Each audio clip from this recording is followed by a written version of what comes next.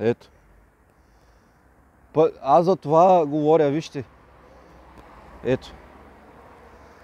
Ето. Погледнете. 2021 година. Вижте каква бабунка. Виждате ли? Ето, мога даже и да смъкна, за да видите. Гледай. Погледни. Аз ако не си гледам пътя, мога тук да се пребия, не дай си Боже, зимата, ако е заледено. Да. Мога да си ударя главата и да пукнете, защото правителството не си върши работа, вземат пари на готово. Ето състоянието на пътищата.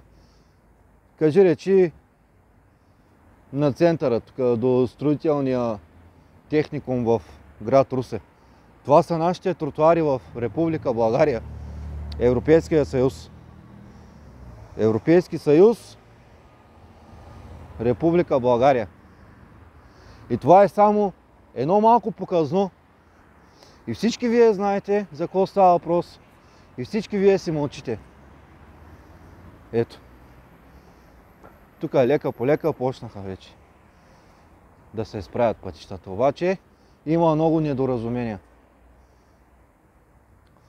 Значи напръсках 10 банки с черен спрей, 10 такива офиса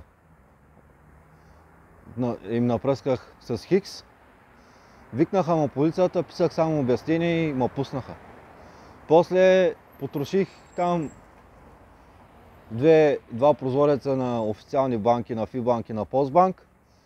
И 22-3 часа ме държаха в ареста и ме пуснаха малко по-рано, защото почнах да откачам.